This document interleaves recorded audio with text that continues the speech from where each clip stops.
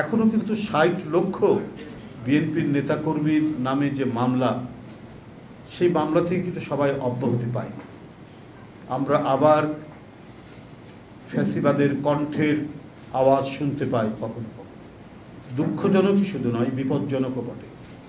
কোনোভাবেই ফ্যাসিবাদের আওয়াজ যদি উঠে বাংলাদেশের এই মাটিতে, তাহলে আমরা জাহিদের আত্মার কাছে কি জবাব দেব? আহনাফের আত্মার কাছে কি জবাব দেব? ওসমান গনির আত্মার কাছে কি জবাব দেব? আবু সাইদের কাছে আমরা কি জবাব দেব? যাদের কারণে ফ্যাসিবাদ প্রতিষ্ঠিত হয়েছে, তারা কেন আজ ধরাছোঁয়ার বাইরে?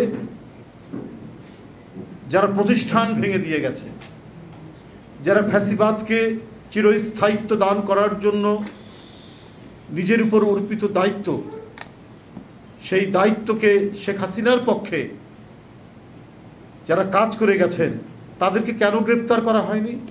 কেন জাস্টিস খায়রুল হক এখনো গ্রেপ্তারের বাইরে? উনি একমাত্র ব্যক্তি যিনি গণতন্ত্রের ধারাবাহিকতাকে বন্ধ করে দিয়ে, স্তব্ধ করে দিয়ে শেখ হাসিনাকে এক ভয়ঙ্কর রাক্ষসী ফ্যাসিবাদ তৈরি করার, নাৎসিবাদ তৈরি করার সুযোগ করে দিয়ে গেছেন। সে কেন আজ ধরাছোঁয়ার বাইরে? কমপক্ষে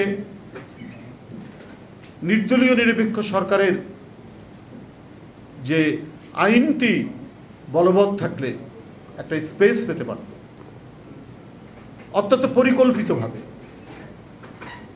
বিদেশি চক্রান্ত এবং দেশের গণতন্ত্র বিরোধী চক্রান্তকারীরা তাদের সুপরিকল্পিত আতাতে খায়রুল হক সাহেব এই কাজটি করেছেন। তিনি কেন আজকে এর বাইরে?